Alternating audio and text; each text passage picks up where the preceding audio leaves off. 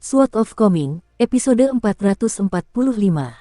Untuk melihat video selengkapnya, sahabat bisa kunjungi playlist yang telah Sabta Novel sediakan. Yuk mari, kita berimajinasi bersama dan masuk ke alur ceritanya.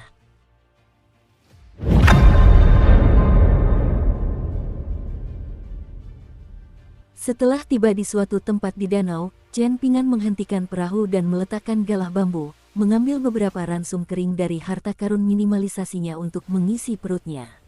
Liu Laocheng tiba-tiba tersenyum dan bertanya kepada Chen Pingan apakah dia suka memancing atau tidak, sambil mengatakan bahwa danau gulungan bambu memiliki 3 jenis ikan terkenal yang dianggap sebagai hidangan lezat dalam jamuan makan yang diadakan oleh orang-orang berpengaruh dan kaya di Kekaisaran Merah Bercahaya. Salah satu jenis ikan disebut ikan mas musim dingin, dan waktu terbaik untuk menangkapnya adalah selama musim dingin. Semakin tebal salju dan semakin dingin cuacanya, semakin lezat ikannya. Liu Laocheng menunjuk ke danau dan berkata bahwa ikan mas musim dingin ada di daerah ini. Sebelum dia bisa mengatakan apapun lagi, Chen Pingan telah mengambil joran pancing yang belum bisa dia gunakan di Pulau Bambu Ungu. Pada saat yang sama, dia juga mengambil sekaleng kecil ampas penyulingan. Liu Laocheng melakukan hal yang sama, dengan tindakannya yang sangat terampil. Namun, umpannya sedikit berbeda, dan joran pancingnya terbuat dari bambu hijau subur yang unik dan penuh dengan energi spiritual. Pada akhirnya, Liu Laocheng menangkap 3 ikan mas musim dingin seukuran telapak tangan, sementara Chen Pingan menangkap 2. Mereka menyimpan pancing mereka hampir bersamaan, dan keduanya mulai memamerkan barang dagangan mereka saat mengambil talenan, kompor, panci tanah liat, kayu bakar, bumbu, dan sebagainya. Mereka memiliki semua yang mereka butuhkan. Satu orang memasak di bagian haluan perahu, dan satu orang lagi memasak di bagian buritan. Uap mengepul di udara saat keduanya duduk bersila, yang satu memegang sepasang sumpit dan yang lainnya memegang teko anggur. Chen Pingan dan Liu Laocheng saling tersenyum, mengobrol santai sambil menikmati ikan. Ada rencana yang saling bertentangan dan niat membunuh, tetapi pada saat ini, semuanya telah berubah menjadi obrolan dan senyuman sementara. Setelah menikmati makan dan mengobrol, mereka baru saja membersihkan dan menyimpan panci dan peralatan makan ketika Chen Pingan menepuk labu penunjang pedangnya dan memanggil 15, berkata di depan Liu Laocheng, "Pergi dan beritahu Liu Zimao dari Pulau Ngarai Biru bahwa aku bersama Liu Laocheng dari Pulau Istana Willow, dan bahwa Liu Laocheng ingin dia mengaktifkan formasi perlindungan pulaunya. Aku juga akan memasuki pulau itu sendirian. Kau hanya akan memberi perintah. Kau tidak akan membuat alasan apapun." Bukankah ini akan membuat Liu Zimao merasa sangat curiga? Tanya Liu Laocheng. Terlalu banyak bicara justru akan kontraproduktif dan membuatnya enggan mengaktifkan formasi, jawab Chen Pingan. Liu Laocheng mengangguk dan setuju, bersikap langsung adalah cara yang baik untuk berurusan dengan orang seperti Liu Zimao. Entah membuat mereka merasa waspada atau langsung menyingkirkan semua kepura-puran keramahan. Kita tidak bisa memberi mereka kebebasan untuk bermanuver. Mata Chen Pingan berbinar. Oh, apa ini? Kau berhasil mendapatkan sesuatu dari ucapan santaiku? Tanya Liu Laocheng sambil tersenyum. Chen Pingan mengangguk dan menjawab, awalnya, aku hanya secara kasar mengetahui apa yang harus dilakukan, tetapi pemahamanku tidak sejelas apa yang dikatakan Master Pulau Liu barusan. Mehem, seolah-olah Master Pulau Liu telah meletakkan penggaris di depanku.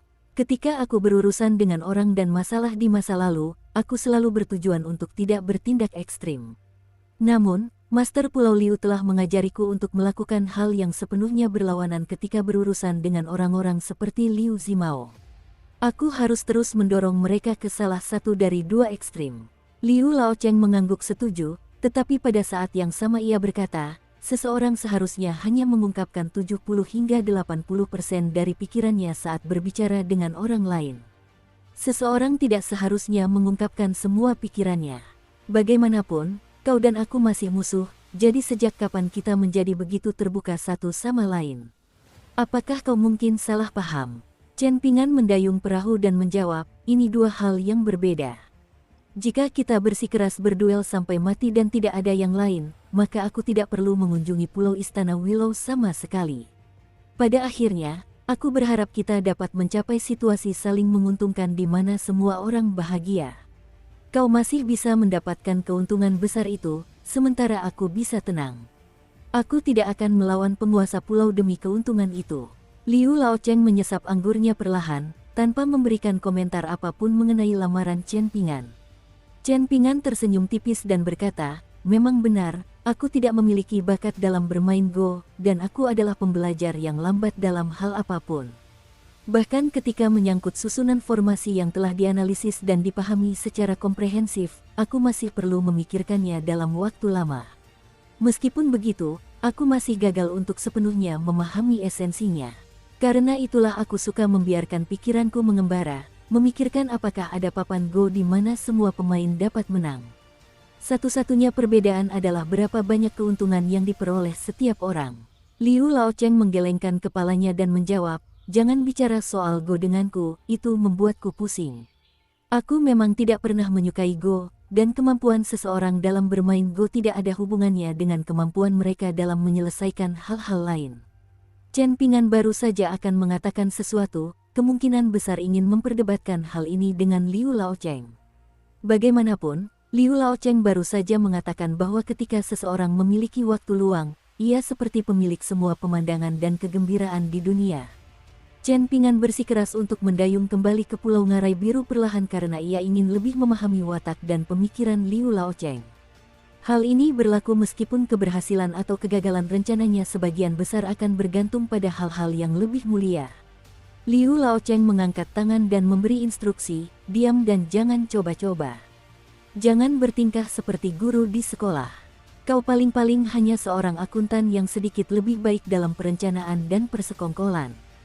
Kapal ini hanya sebesar ini, jadi aku terpaksa mendengarkan ocehanmu meskipun aku tidak mau. Jika aku menginginkan kedamaian dan ketenangan, maka aku tidak punya pilihan selain mendorongmu ke danau dengan pukulan telapak tangan.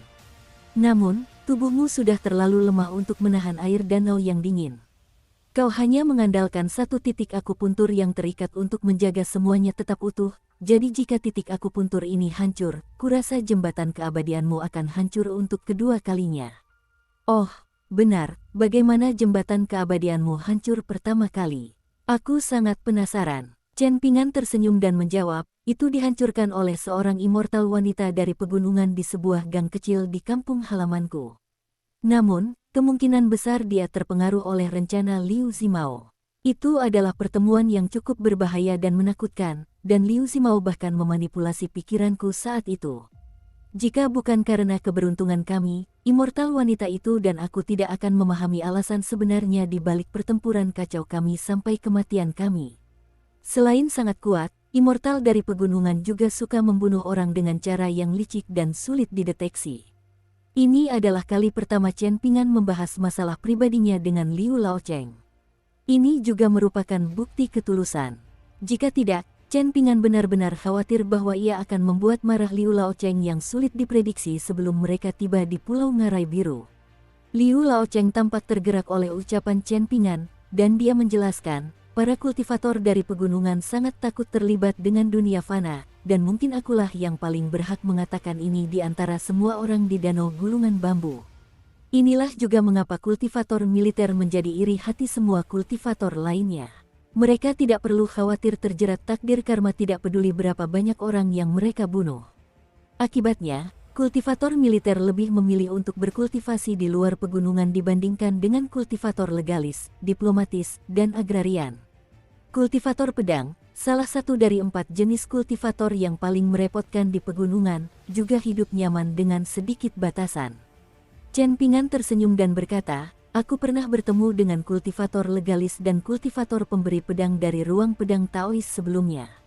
Sekarang aku hanya perlu bertemu dengan kultivator pemberi pedang Mohis untuk melengkapi trio tersebut. Liu Laocheng terkekeh dan menyarankan, saya sarankan Anda jangan mencoba memprovokasi kultivator peminjam pedang. Mereka adalah yang paling merepotkan di antara yang merepotkan, dan pada dasarnya mereka adalah hantu kecil yang menjaga gerbang dunia bawah. Chen Ping'an mengangguk dan berkata, akan saya ingat itu. Seberapa jauh pun jaraknya, sebuah perjalanan pada akhirnya akan berakhir. Setelah melewati beberapa pulau bawahan termasuk Pulau Ikan Putih, perahu kecil itu akhirnya tiba di Pulau Ngarai Biru, di mana, seperti yang diduga, Liu Zimao telah mengaktifkan formasi perlindungan pulau. Di mata Liu Zimao, Melakukan hal seperti ini tentu akan memancing kemarahan Liu Laocheng. Namun, dia sudah berada di posisi yang sama dengan Chen Ping'an, jadi jika dia memilih untuk menolak permintaan Chen Ping'an, dia pasti harus menghadapi konsekuensi yang sesuai. Dengan mempertimbangkan hal ini, dia hanya bisa memilih yang lebih baik di antara dua pilihan yang buruk. Lagi pula, meskipun Liu Zimao tidak mengerti mengapa Liu Laocheng bersedia menemani Chen Ping'an kembali ke Pulau Ngarai Biru, ia terus meyakinkan dirinya sendiri bahwa Chen Ping'an adalah seseorang yang menjunjung prinsip dan akal sehat. Apapun yang ingin dilakukan Liu Laocheng, bagaimanapun juga Chen Ping'an lah yang membawanya ke sana, jadi Chen Ping'an pasti akan membantu Pulau Ngarai Biru mengatasi semua masalah potensial meskipun ia tidak dapat menyelesaikan semuanya. Ia pasti tidak akan bertepuk tangan dan pergi begitu saja. Inilah pengaruh tak berbentuk yang ditimbulkan oleh seseorang yang disebut-sebut baik. Seolah-olah dia adalah angin musim semi yang diam-diam memelihara semua materi di malam hari. Bahkan seseorang yang penuh kejahatan seperti Liu Zimao pun harus mengakui hal ini. Liu Laocheng menepati janjinya dan terbang ke langit, lalu berhenti melayang di atas danau di depan dermaga. Chen Ping'an menambatkan perahu dan pergi ke kediamannya. Tak lama kemudian, tablet giok itu berhenti menyerap energi spiritual dari danau gulungan bambu. Setelah itu, Chen Ping'an mengunjungi kediaman Vermilion Chot, tetapi dia tidak membawa Hong Su bersamanya saat kembali. Sebaliknya, dia kembali ke dermaga sendirian. Liu Laocheng mengerutkan kening melihat ini. Aku tidak ingin melihat Hong Su mati di sisiku, namun aku tidak berdaya untuk berbuat apa-apa. Inilah kemungkinan yang paling kutakuti, ungkap Chen Ping'an. Liu Laocheng tertawa terbahak-bahak dan mengacungkan ibu jarinya ke arah Chen Ping'an sebelum melayang ke langit dan berubah menjadi seberkas cahaya terang yang terbang kembali ke Pulau Istana Willow. Seolah-olah ada badai petir musim dingin, gemuruh keras tertinggal di belakangnya. Chen Ping'an berdiri di dermaga untuk waktu yang lama, dan baru ketika Liu Laocheng menghilang di kejauhan, ia akhirnya mengangkat tangan dengan lega, menyeka keringat di dahinya. Liu Zimao berjalan ke dermaga dan bertanya dengan senyum getir, "Tuan Chen, dapatkah Anda mengatakan dengan jujur apa yang sebenarnya terjadi?" "Aku mengobrol dengan Liu Laocheng dalam perjalanan ke sini, dan kami berdua saling mencoba memahami satu sama lain. Dari interaksi kami, aku menarik satu kesimpulan, yaitu Liu Laocheng tampaknya belum bertemu dengan Jenderal Su Gaoshan dari Kekaisaran Li Raya," jawab Chen Ping'an. Ekspresi Liu Zimao langsung sedikit berubah. Dia dan Chen Ping'an sama-sama orang pintar, jadi dia dengan mudah dapat memahami implikasi dari kata-kata Chen Ping'an. Jenderal Su Gaoshan telah menyerbu ibu kota negara Sikat Batu dengan kavaleri beratnya, dan dia seperti gunung menjulang yang tidak mampu didaki oleh Tan Yuanyi dari Pulau Biji Milet. Selama pertemuan pembentukan aliansi antara Chen Ping'an, Liu Zimao, dan Tan Yuanyi di kediaman Hengbo, mereka semua mengira bahwa Liu Laocheng telah menghubungi Su Gaoshan, dan karena itulah dia merasa tidak pantas untuk membahas masalah penting dengan Tan Yuanyi, seorang mata-mata utama dari Paviliun Riak Hijau. Mereka keliru berasumsi bahwa Istana Willow Island telah berkomunikasi langsung melalui Su Gaoshan dan menerima semacam jawaban dari Istana Kekaisaran Li Agung, sehingga memungkinkan mereka untuk bertindak dengan cara yang begitu otoriter, sama sekali mengabaikan usulan yang diajukan oleh Liu Zimao dan Tan Yuanyi.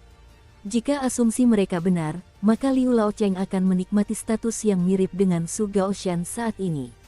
Namun, kini jelas bahwa ketiganya telah salah menebak. Mereka masih meremehkan kultivator tingkat 5 atas, bahkan Liu Laocheng tidak menganggap serius Jenderal Su Gaoshan. Tidak diragukan lagi bahwa Liu Laocheng memiliki kontak yang lebih kuat dan lebih rahasia. Mungkin dia bisa berkomunikasi langsung dengan klan Song Kekaisaran atau bahkan guru Kekaisaran Cui Chan. Senyum Liu Zimao menjadi semakin getir saat dia bertanya, "Tuan Chen tidak akan melihat situasi saat ini dan memutuskan untuk meninggalkan Pulau Ngarai Biru untuk bersekutu dengan Pulau Istana Willow, kan?" Chen Ping'an menggelengkan kepalanya dan menjawab, "Jika aku benar-benar ingin melakukan itu, aku tidak akan mengungkapkan informasi ini kepadamu. Bagaimanapun, Tuan Pulau Liu sangat pandai dalam menilai sesuatu, jadi kau pasti menyadari bahwa hubunganku dengan Liu Laocheng hanya ramah di permukaan. Namun kenyataannya, hubungan kami jauh dari ramah seperti yang dipikirkan para kultivator pengembara di Danau Gulungan Bambu. Tidak ada perasaan seperti teman lama pada pandangan pertama, dan tidak ada penyesalan karena tidak bertemu lebih awal. Bahkan, jika bukan karena tablet giok yang membuat Liu Laocheng merasa khawatir, ada kemungkinan besar Pulau Istana Willow akan menjadi tempat pemakamanku. Itu menghilangkan kekhawatiran saya. Jika tidak, jika Tuan Chen memilih untuk bersekutu dengan Liu Laocheng, bahkan menumbuhkan sepasang kaki tambahan mungkin tidak cukup untuk membantu saya melarikan diri dari danau gulungan bambu, Liu Zimao terkekeh. Chen Pingan berkata dengan nada bercanda, saat musim semi tiba setelah tahun baru, aku mungkin akan lebih sering meninggalkan Pulau Ngarai Biru dan bahkan mungkin akan keluar dari danau gulungan bambu.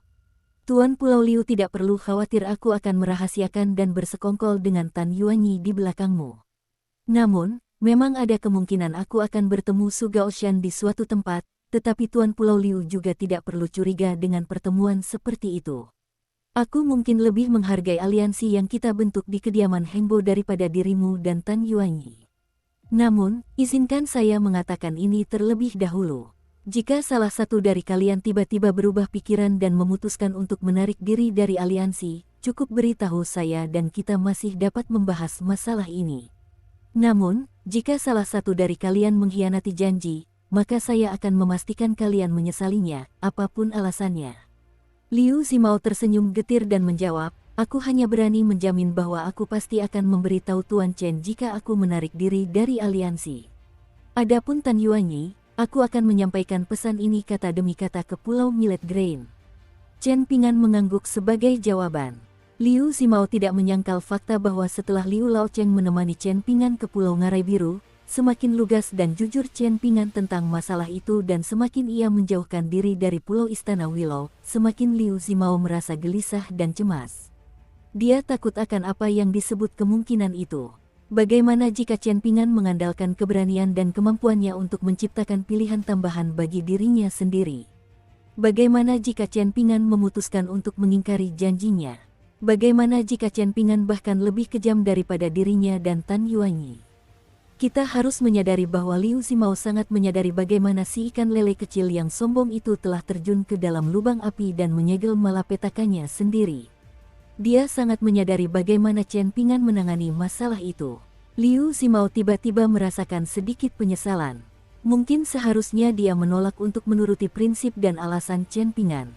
Akankah suatu hari nanti dia akhirnya menyadari bahwa dia sebenarnya telah menempuh jalan yang sama buruknya dengan ikan lele kecil itu?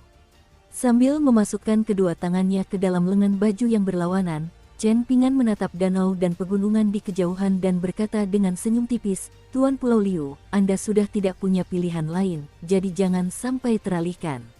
Jika tidak, Anda hanya akan mencari lebih banyak gangguan dan sakit kepala, bukan sesuatu yang seharusnya dilakukan oleh kultivator tingkat awal. Liu Zimao menghela napas penuh emosi dan berkata, kau telah menyadarkanku hanya dengan satu pernyataan ini. Aku telah dididik dengan rendah hati olehmu lagi.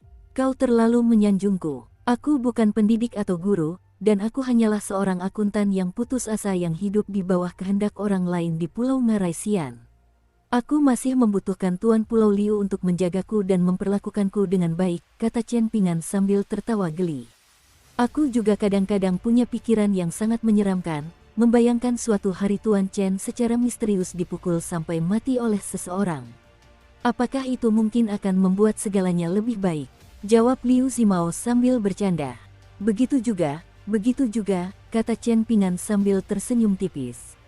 Chen Pingan kembali ke kamarnya setelah Liu Zimao mengucapkan selamat tinggal, lalu melepaskan pedang abadi dari punggungnya dan menggantungnya di dinding. Setelah itu, ia melepas anggur manis emas dan hanya mengenakan jubah katun tebalnya untuk sekadar melawan hawa dingin. Ia melemparkan beberapa arang ke dalam keranjang arang kecil, menyalakannya, dan mengangkatnya untuk menghangatkan diri sambil berjalan-jalan di sekitar kamarnya. Zheng Ye berlari dan mengetuk pintu untuk menyapa Chen Pingan. Chen Pingan membuka pintu dan meminta Zheng Ye untuk memberikan laporan rinci tentang perkembangan kultivasinya. Chen Pingan cukup puas dengan jawaban Zheng Ye, dan ia menduga bahwa Zheng Ye kemungkinan dapat menggunakan tubuhnya untuk menampung jiwa-jiwa entitas Yin dan membiarkan mereka bebas berkeliaran di dunia nyata pada akhir tahun. Pada saat itu, Zheng Ye mungkin dapat mengandalkan teknik rahasia tingkat tinggi ini dan fisik uniknya untuk menempa dirinya sendiri dan memajukan kultivasinya, yang berpotensi memungkinkan kecepatan kultivasinya menjadi sangat cepat. Mungkin kecepatan kultivasinya bahkan akan lebih cepat daripada metode sesat jahat yang digunakan oleh mereka yang berada di Pulau Bulan Jerami untuk mempercepat kemajuan mereka secara prematur, yang berarti dia dapat mempercepat kemajuannya ke tingkat 5 menengah dan menembus penghalang kultivasi utama pertama untuk menjadi kultivator tingkat tempat tinggal. Zheng Ye terus berlama-lama di sana, sepertinya tidak ingin pergi. Apakah kau ingin bertanya mengapa sebelumnya aku bertarung sampai mati dengan Liu Laocheng? Namun tiba-tiba kita seperti sahabat karib yang berkeliling danau gulungan bambu. Tanya Chen Pingan. Zheng Ye mengangguk dengan ekspresi sedikit malu. Meskipun dia ingat dengan jelas peringatan Chen Pingan untuk lebih banyak mengamati, lebih banyak berpikir, dan lebih sedikit berbicara di Pulau Ngarai Biru, dia benar-benar sangat penasaran dengan perubahan dinamika yang tiba-tiba antara Chen Pingan dan Liu Laocheng, sehingga rasa ingin tahunya akhirnya mengalahkan dirinya sendiri. Chen Pingan tersenyum dan menjawab, ini cukup rumit, dan sebenarnya tidak layak untuk dibicarakan atau dijelaskan sebagai cerita yang menarik. Zheng Ye buru-buru berdiri dan berkata, Tuan Chen, saya permisi dan akan kembali berlatih kultivasi sekarang. Saat tiba waktunya aku bisa bercerita tentang ini, traktir aku anggur dan aku akan menjelaskan kejadiannya kepadamu, jawab Chen Pingan. Zheng Ye menutup pintu dengan lembut. Senyum lebar menghiasi wajahnya saat ia mengintip melalui celah yang tertutup dan dengan gembira berkata, ini janji, Tuan Chen. Dukung terus channel YouTube Sabta Novel. Salju belum mencair di banyak pulau di Danau Bambu Scroll ketika salju lebat mulai turun lagi. Ini sungguh sangat aneh. Apa yang terjadi tahun ini? Belum lama berlalu, namun Danau Bambu Scroll sudah mengalami 2 kali hujan salju lebat berturut-turut yang merupakan peristiwa langka dalam beberapa dekade. Namun, tidak ada yang merasa tidak senang dengan hal ini karena itu menandakan bahwa danau gulungan bambu, yang sudah dipenuhi energi spiritual, mampu menangkap lebih banyak energi spiritual lagi. Ini disebut diberkati dengan santapan dari surga. Beberapa hari terakhir ini, semua orang menjadi heboh, hampir semua kultivator membicarakan tentang juru buku dari Pulau Ngarai Biru. Bahkan kota kolam air, kota pagoda awan, dan 2 kota besar lainnya di tepi danau pun tak terkecuali. Yu Gui secara sukarela mengunjungi pintu masuk Pulau Ngarai Xian untuk pertama kalinya, mampir sebentar ke kediaman Chen Pingan dan menyelesaikan transaksi kecil di sana. Dia menjual Chen Pingan sebuah alat spiritual kelas tinggi dengan harga murah, yang hampir setara dengan alat abadi yang sesungguhnya.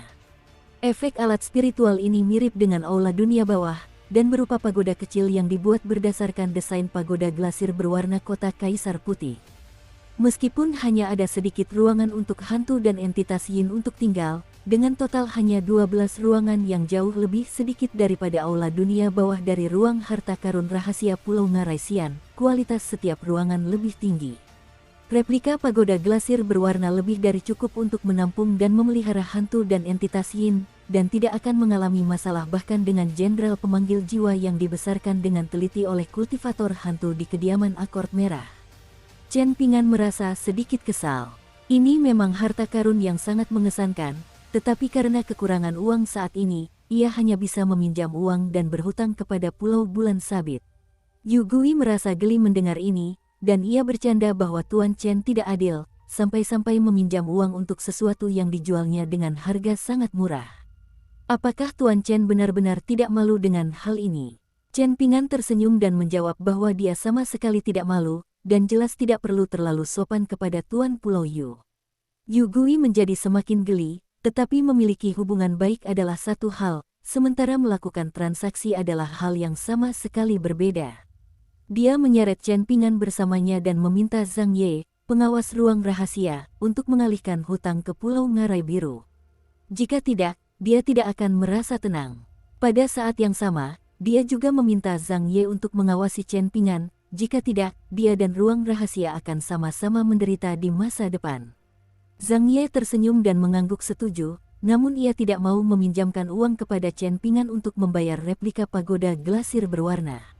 Lagi pula, Chen Pingan sudah berutang sejumlah besar uang kepada Pulau Ngarai Biru.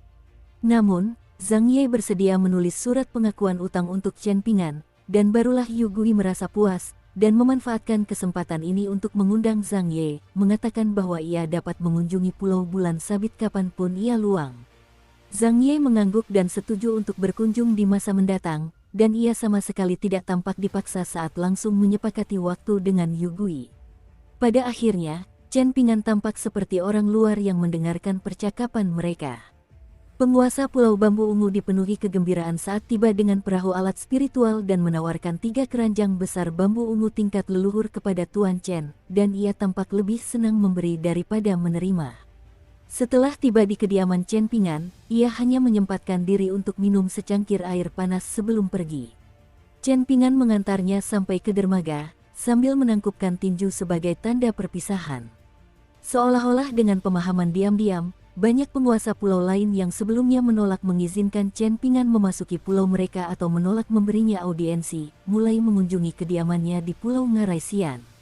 Salju lebat akhirnya berhenti. Saat tengah hari tiba, Liu Zimao pergi ke kediaman Chen Ping'an dan mengetuk pintu. Raut kelelahan terlihat di wajah Chen Ping'an saat ia berjalan keluar dengan keranjang arangnya. Mereka berdua pergi berjalan-jalan. Liu Zimao tampak sedikit senang melihat kesialan Chen Ping'an ketika dia bertanya, "Apakah Anda ingin saya turun tangan dan mengusir semua tamu Anda? Saya bisa membuat alasan apapun yang saya mau. Misalnya, saya bisa mengatakan bahwa Pulau Ngarai Biru ditutup sementara." Chen Ping'an menggelengkan kepalanya dan menjawab, "Tidak perlu. Aku menemukan kegembiraan dalam penderitaan, dan aku menemukan kesenangan dalam menjalani proses ini. Berinteraksi dengan para master pulau ini sebenarnya mampu mengajariku banyak hal. Namun, ini benar-benar melelahkan, dan berbasa-basi dengan orang lain selalu menjadi kelemahan terbesarku. Dalam hal ini, aku dapat mengatasi kelemahan-kelemahanku dan menganggap ini sebagai cara untuk mengembangkan perilakuku di dunia. Pada kenyataannya, setiap orang perlu mengalami hal seperti ini suatu hari nanti." Liu Zimao terkekeh. "Ketika kamu memiliki kekuatanmu sendiri di masa depan, kamu perlu mengerahkan lebih banyak energi mental dan fisik untuk mengurus semua aspek kekuatan tersebut, jadi membiasakan diri dengan hal ini lebih awal memang merupakan hal yang baik." Chen Ping'an dan Liu Zimao sudah cukup jauh dari pintu masuk pulau ketika Liu Zimao menoleh ke belakang dan tak kuasa menahan tawa. "Chen Ping'an, bibimu telah meninggalkan rumah halaman musim semi dan sedang menuju ke sini untuk mencarimu. Kalau tidak salah ingat, ini kunjungan pertamanya setelah kau pindah dari rumah halaman musim semi, jadi sebaiknya kita kembali sekarang." Chen Ping'an menggelengkan kepalanya dan menjawab, "Mari kita berjalan sebentar lagi." Liu Zimao mengangguk dan berkata, "Jika kau benar-benar sedingin hati seperti kebanyakan dari kami para kultivator, apakah masih perlu bagimu untuk mempertimbangkan semua rencana licik ini?" Sambil menghangatkan tangannya dengan keranjang arang, Chen Ping'an tersenyum dan menjawab, "Aku akan berusaha agar semuanya berakhir dengan baik. Sekalipun hubungan kita sudah meredup dan menghilang, aku tetap berharap dia bisa menjalani kehidupan yang lebih baik di masa depan." Sebagian orang mungkin ingin berbuat baik terkait hal-hal sepele, tetapi terlepas dari apakah itu sebuah rumah di gang kumuh, sebuah rumah mewah, atau kekuatan dahsyat seperti Pulau Ciangorge, menjadi orang baik terkadang bisa sangat sulit, kata Liu Zimao. "Izinkan saya mengatakan satu hal lagi yang mungkin terdengar tidak menyenangkan. Setelah beberapa tahun atau 1 dekade, wanita itu mungkin masih gagal memahami niat baik di balik tindakan Anda. Sebaliknya, dia hanya akan mengingat hal-hal buruk tentang Anda, dan ini akan tetap berlaku terlepas dari apakah dia sedang berjuang atau sukses saat itu. Bahkan, dia mungkin sedikit mengingat beberapa hal baik tentang Anda jika dia sedang berjuang, sedangkan dia hanya akan merasakan kebencian yang lebih dalam terhadap Anda jika dia sedang sukses. Apakah ini ada hubungannya denganku?" tanya Chen Ping'an dengan ekspresi tenang dan acuh tak acuh. "Kau benar," jawab Liu Zimao sambil tertawa terbahak-bahak.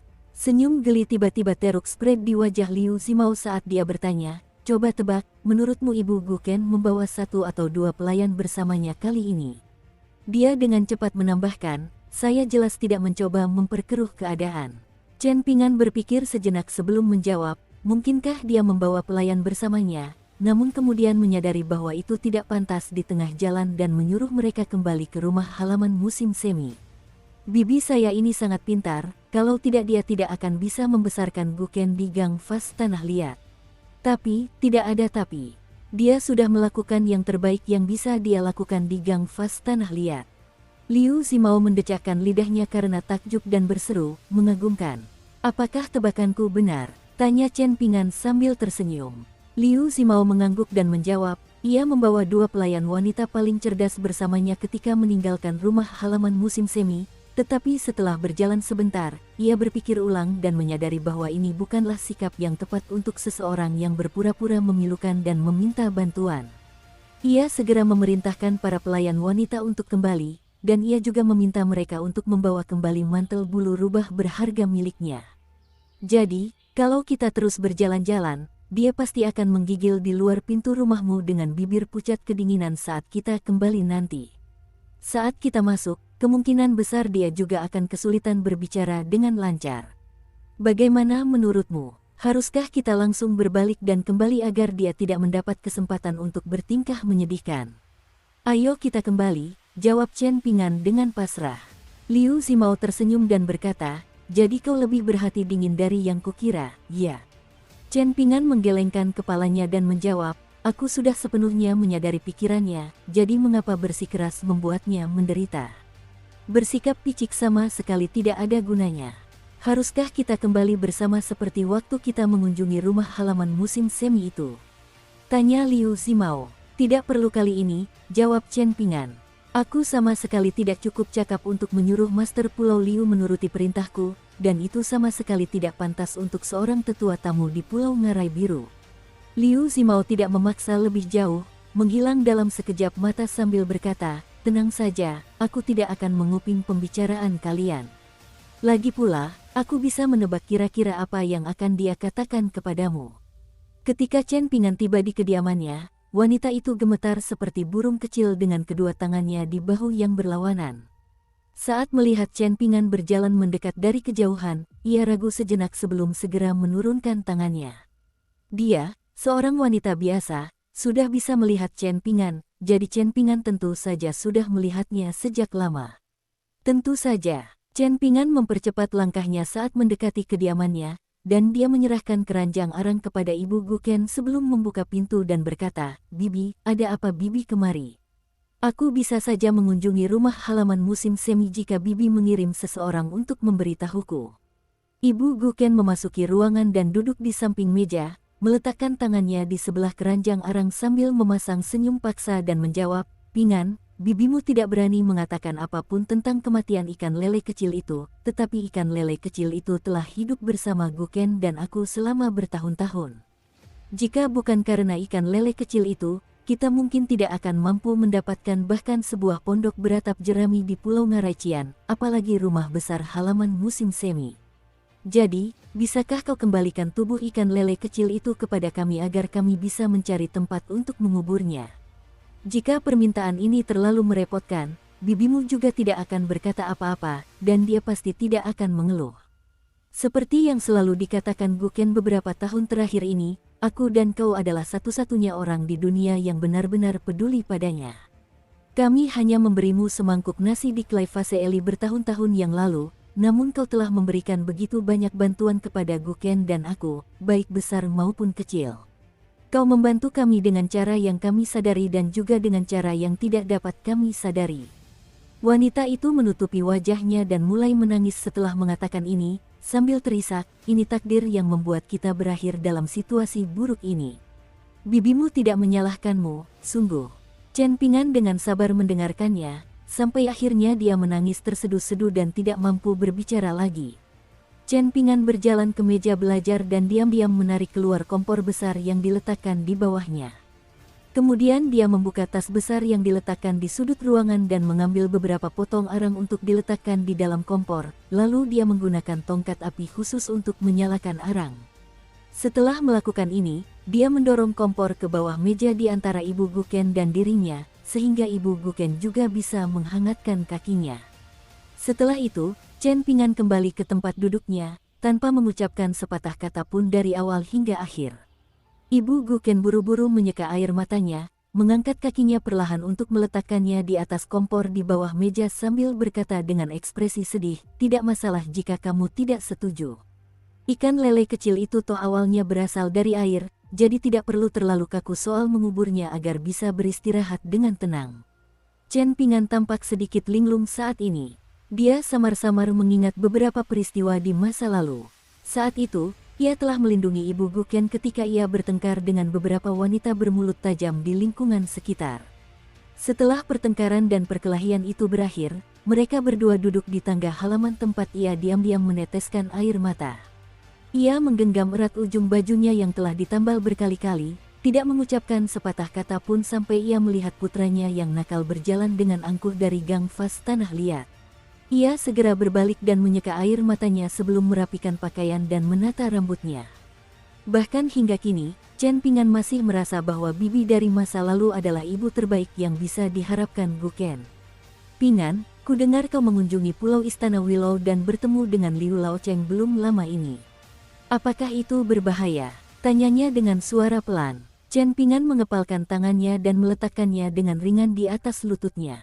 Dia tidak lagi merasakan emosi kesedihan atau penderitaan yang mendalam, dan yang tersisa hanyalah kekesalan dan ketidakberdayaan. Melihat ikan di kolam yang dalam merupakan pertanda buruk, Chen Pingan menarik napas dalam-dalam dan melepaskan kepalan tangannya, mengangkat jari dan menunjuk ke matanya sambil berkata, "Bibi, sebenarnya tidak perlu banyak bicara di antara anggota keluarga sejati. Semuanya dikomunikasikan melalui sini. Aku melihat sendiri ketika Bibi membuka pintu halaman dan memberiku semangkuk nasi bertahun-tahun yang lalu. Setelah pertengkaran di gang kecil itu, aku melihat sendiri ketika Bibi memberi isyarat kepadaku untuk merahasiakan semuanya dari Guken, mencegahnya mengetahui masalah ibunya dan tidak membuatnya merasa cemas atau takut. Ibu Guken ingin mengatakan sesuatu, tetapi ia ragu-ragu. Di bawah meja, tangannya mencengkeram erat gagang bambu dari keranjang arang kecil itu. Ada hal lain yang sangat ingin Chen Pingan sampaikan padanya. Bibi, kau mungkin tidak menyadarinya, tapi aku sudah tahu bahwa kau ingin membunuhku demi ikan lele kecil itu saat kita berada di gang Fas Tanah Liat. Kau sangat berharap rencana Liu Simao akan membuatku mati. Bibi, mungkin Bibi tidak tahu, tetapi malam itu Bibi mengundang Liu Simao ke rumah halaman musim semi untuk menanyakan tentang kemampuan dan rahasiaku. Liu Simao sebenarnya tidak meminum teh yang Bibi tawarkan. Sebaliknya, dia menggunakan teknik perekaman air rahasia dari pegunungan untuk mengambil air teh, dan dia meletakkan air teh itu di meja ini ketika dia mengunjungiku setelahnya.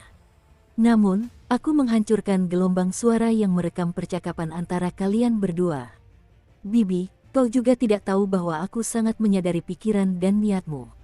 Mulai dari melepas mantel bulu rubahmu dan menyuruh para pelayanmu kembali, hingga langsung menurunkan tanganmu saat melihatku dan mengajukan pertanyaan-pertanyaan itu setelah masuk, aku sepenuhnya menyadari apa yang ingin kau capai. Namun, kata demi kata, Chen Pingan menelan semua pikiran itu. Pada akhirnya, dia hanya berkata, "Bibi, danau gulungan bambu mungkin akan menjadi sangat berbeda di masa depan, dan pada saat itu, Bibi dan Guken tidak perlu lagi takut kehilangan segalanya atau diburu oleh pembunuh musuh. Guken tidak perlu lagi membunuh musuh demi musuh. Ketika hari itu benar-benar tiba, saya harap Bibi dapat melakukan yang terbaik untuk tetap tinggal di rumah halaman musim semi." Ibu Guken mengangguk pelan sebagai jawaban. Chen Pingan menatapnya dan berkata perlahan, "Danau gulungan bambu akan menjadi sangat berbeda, dan ketika saat itu benar-benar tiba, aku harap Bibi bisa lebih berhati-hati seperti saat pindah dari gang Fas Tanah Liat ke Pulau Ngarai Biru. Bibi bisa lebih banyak mengamati dan melihat bagaimana dia bisa membantu Guken mengembangkan rumah halaman musim semi lebih jauh lagi. Karena semuanya demi Guken, dan Bibi sudah menanggung begitu banyak kesulitan di gang Fas Tanah Liat dan selama 3 tahun pertama di Pulau Ngarai Biru, aku yakin Bibi bisa menanggung sedikit lebih banyak lagi, kan? Akan tiba suatu hari ketika keadaan berubah menjadi lebih baik. Sama seperti bagaimana kau membesarkan Guken dulu, apa yang dia makan dan kenakan tidak pernah lebih buruk daripada anak-anak tetangga lainnya. Dan sekali lagi, sama seperti bagaimana kau pindah dari kediaman leluhurmu di Clivase Eli ke Spring Courtyard Mansion, mungkin kau bahkan bisa mendapatkan seluruh pulau untuk dirimu sendiri di masa depan, bukan hanya kediaman yang lebih besar seperti Hengbo Residence." Ibu Guken mengangguk dengan sungguh-sungguh, matanya yang berlinang air mata sedikit merah dan bengkak. Chen Pingan tidak mengatakan apapun lagi. Ibu Guken tinggal lebih lama sebelum berpamitan. Chen Pingan mengantarnya sampai ke pintu, dan ia enggan membawa keranjang arang itu apapun yang terjadi, mengatakan bahwa sedikit hawa dingin dan angin ini bukanlah apa-apa. Ia telah mengalami berbagai kesulitan di gang Fas Tanah Liat sebelumnya, jadi ia sudah terbiasa dengan hal-hal seperti ini sejak lama. Chen Pingan memperhatikannya menghilang di kejauhan sebelum kembali masuk ke dalam. Ibu Guken berjalan maju dengan susah payah, namun dia tidak mengucapkan sepatah kata pun keluhan. Dia langsung memasang ekspresi tegas saat mendekati rumah besar halaman musim semi, tetapi dia segera mulai tersenyum ketika seorang pelayan wanita berlari keluar dengan cepat. Chen Pingan tampak sedikit linglung saat duduk di meja, bergumam, "Percuma saja, kan, Chen Pingan." Dia memijat pipinya dan berkata, "Kalau begitu, aku harus melakukan sesuatu yang bermanfaat." Dukung terus channel YouTube Sabta Novel. Chen Pingan membungkuk dan menundukkan kepala, menggeser kompor lebih dekat ke dirinya dan meletakkan kakinya di atasnya. Dengan keranjang arang masih di tangannya, dia bersandar di meja dan dengan linglung tertidur. Dia setengah tertidur dan setengah terjaga, dan seolah-olah dia telah kembali ke masa lalu dan pulang ke kampung halamannya. Anjing-anjing menggonggong di luar gudang kayu bakar di tengah malam, tangisan anak-anak mengganggu tidur nyenyak orang-orang, dan suara keras menyetrika pakaian oleh para tetua bungkuk menggunakan tongkat kayu. Banyak orang akan menganggap suara-suara ini mengganggu. Chen Pingan merasakan hal yang sama ketika dia masih berada di Clay Fase Eli, dan dia tidak punya pilihan selain menanggungnya. Namun, pada akhirnya semua itu hanyalah hal-hal sepele. Hal-hal itu menjadi semakin sepele seiring berjalannya waktu, dan jika mengingatnya kembali sekarang, Chen Pingan justru merasakan sedikit nostalgia. Terdengar bunyi retakan saat keranjang arang jatuh ke lantai, membangunkan Chen Pingan dari tidurnya yang setengah sadar. Dia mengambil keranjang arang itu dan meletakkannya di samping kursi. Kemudian dia pergi tidur. Saat itu sudah larut malam ketika dia terbangun karena suara seseorang mengetuk pintunya. Chen Pingan berjalan mendekat untuk membuka pintu, dan dia hampir tak kuasa menahan diri untuk tidak melontarkan rentetan kata-kata kasar. Orang yang berdiri di depannya ternyata adalah Liu Chongrun, penguasa pulau jepit rambut bertatahkan permata. Chen Pingan membuka pintu, namun dia tidak minggir untuk membiarkan Liu Chongrun masuk. Liu Chongrun mengangkat alisnya dan berkata, "Apa-apaan ini? Kalian bahkan tidak mengizinkan saya masuk. Jika aku membiarkanmu masuk, lalu bagaimana aku bisa pergi ke kediaman Vermilion Chot dan menghadapi Ma Yuanzi di masa depan?" Balas Chen Pingan. Liu Chongrun mengayunkan botol porselen di tangannya dan menjawab, "Apakah Anda ingin membahas hal sepenting ini di depan pintu?" Chen Pingan mengerutkan kening dan bertanya, "Apakah kau sengaja melakukan ini?" Liu Chongrun tersenyum lebar dan mengangguk sebagai jawaban. Ada rasa tak berdaya dalam suara Chen Pingan saat dia bertanya, "Apa sebenarnya yang Anda pikirkan, Tuan Pulau Liu? Ini bukan cara berbisnis yang masuk akal, oke? Jangan coba-coba berunding secara rasional dengan perempuan," jawab Liu Chongrun sambil tersenyum. Chen Pingan ragu sejenak sebelum akhirnya mengakui dengan senyum getir, "Itu penilaian yang masuk akal." Dia menyingkir dan mempersilakan Liu Chongrun masuk ke kamarnya, tetapi dia tidak berani menutup pintu.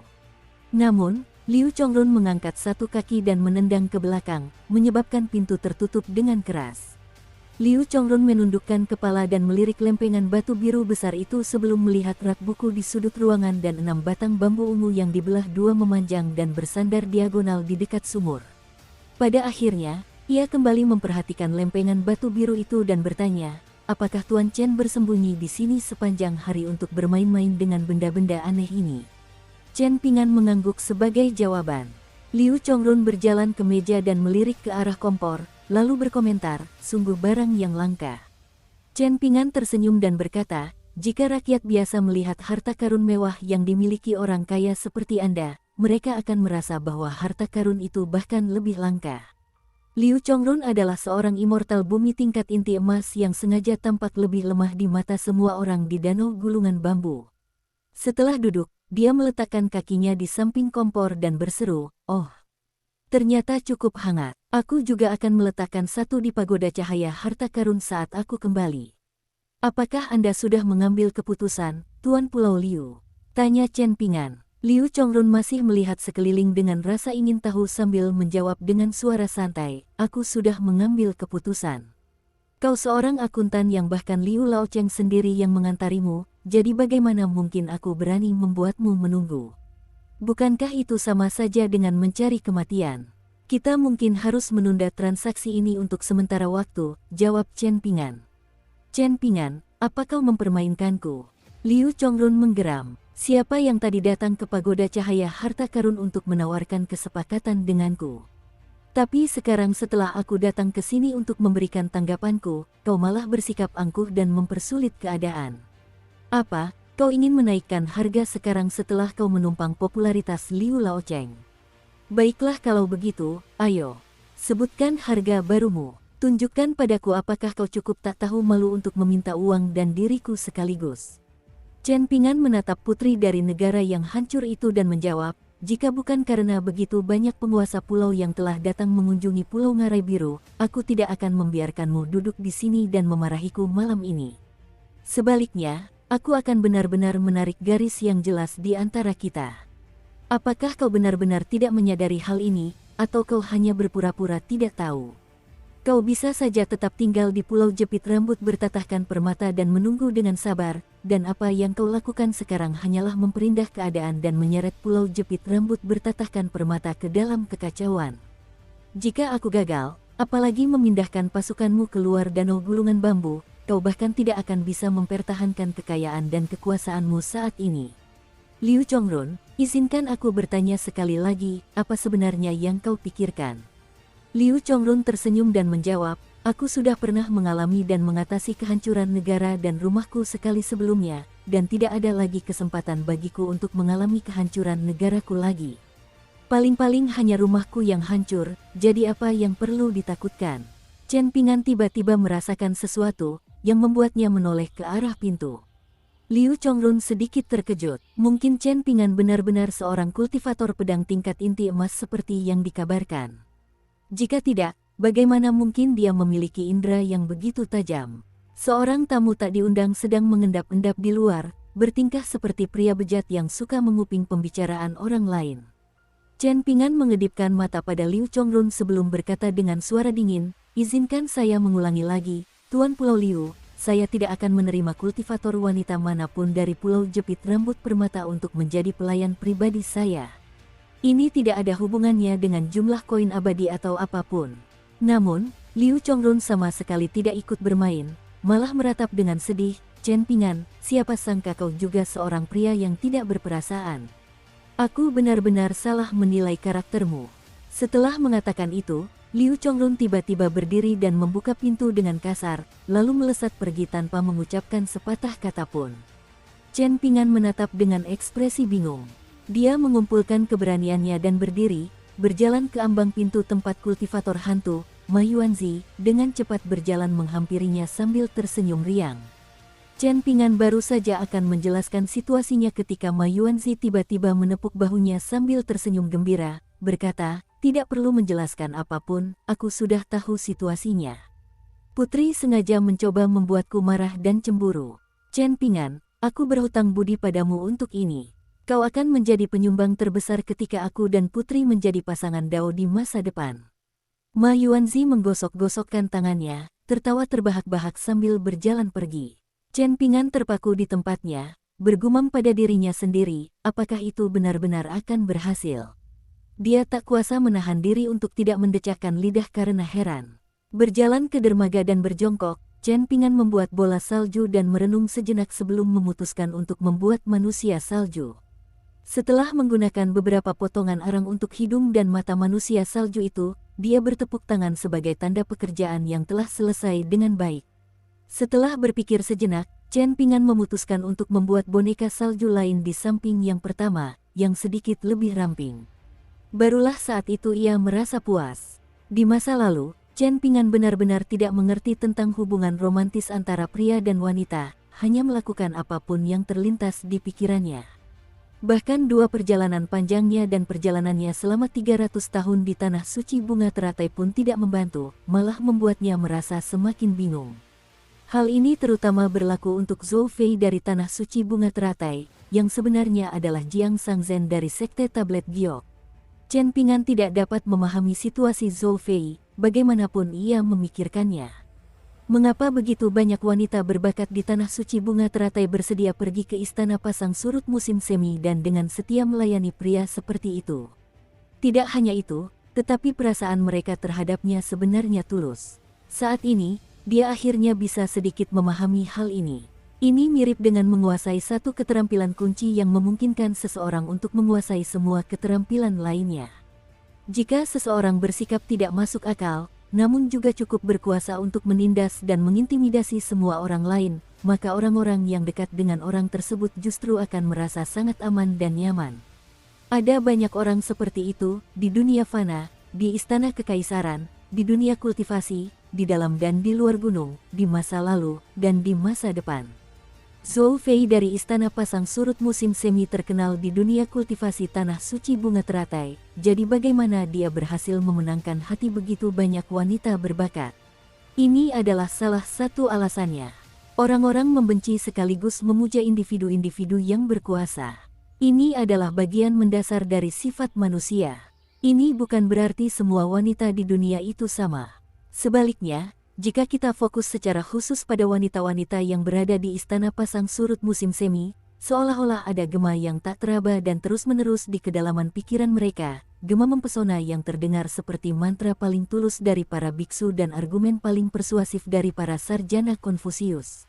Gema ini terus memberitahu mereka bahwa jika mereka dengan sepenuh hati menyerahkan diri kepada Zhou Fei, dia sebenarnya dapat memberikan lebih banyak peluang bagi mereka di masa depan. Pada kenyataannya, hal ini memang benar adanya di tanah suci bunga teratai di mana batas kemampuan bela diri sangat rendah.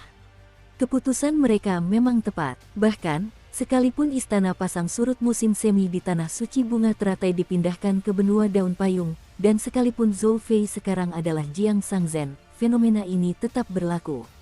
Tentu saja, ini kecuali jika Jiang Sangzhen menyinggung seseorang seperti Du Mao atau Zhou Yu. Hal ini mirip dengan bagaimana kata-kata dan tindakan Guken mampu sepenuhnya meyakinkan bocah muda itu sendiri dan bahkan orang-orang di sekitarnya. Prinsip-prinsip Guken tak bercela di matanya sendiri, sehingga bahkan Chen Pingan, seseorang yang sangat disayangi Guken, pun tak mampu membujuknya untuk berubah. Hal ini berubah ketika Guken dan Tan Sue bertemu dengan Liu Laocheng dari Pulau Istana Willow.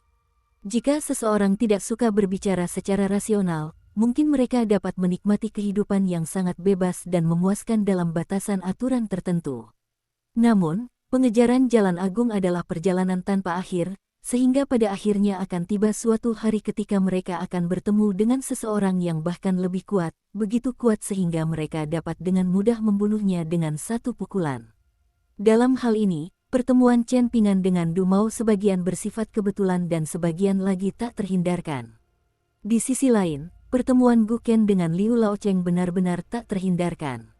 Namun, Liu Laocheng muncul lebih awal dari yang diperkirakan, begitu awal sehingga Chen Pingan benar-benar lengah. Apapun yang terjadi, seperti yang dikatakan Liu Laocheng di atas kapal, tidak ada yang tahu apakah nasib mereka dengan orang lain akan baik atau buruk, terlepas dari apakah mereka sendiri baik atau buruk. Jika pertemuan Guken dengan Liu Laocheng dianggap tak terhindarkan, lalu bagaimana dengan dilema Chen Pingan di Danau Gulungan Bambu?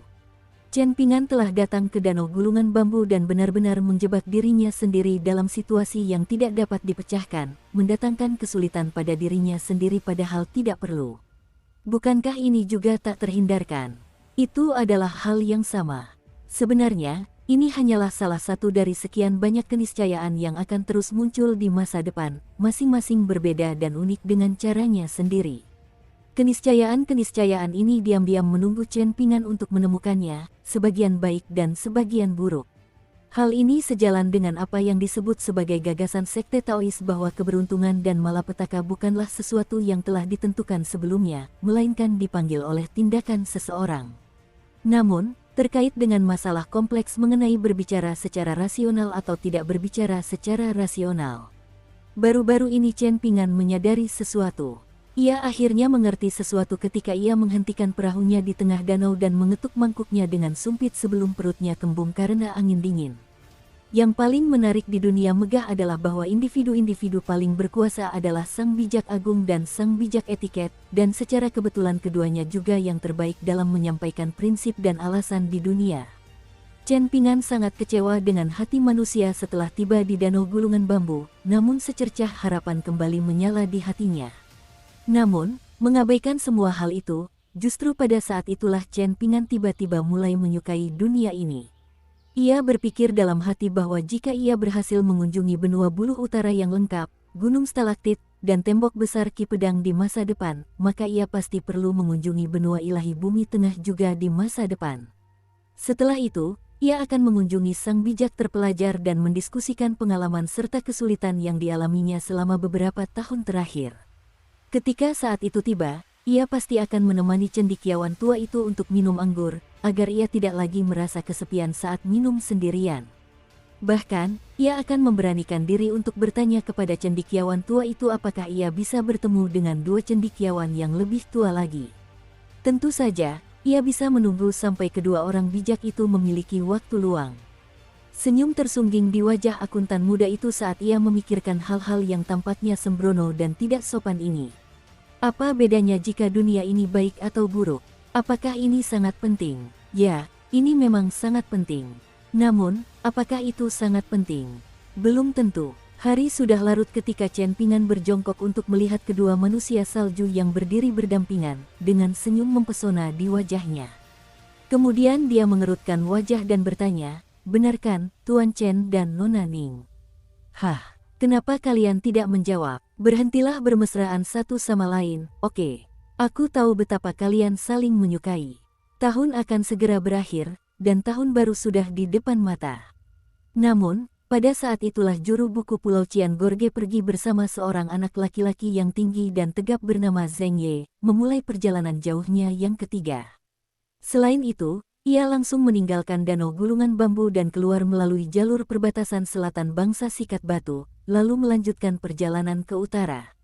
Pada hari itu, dia bermalam di sebuah kuil penegak hukum Taoisme.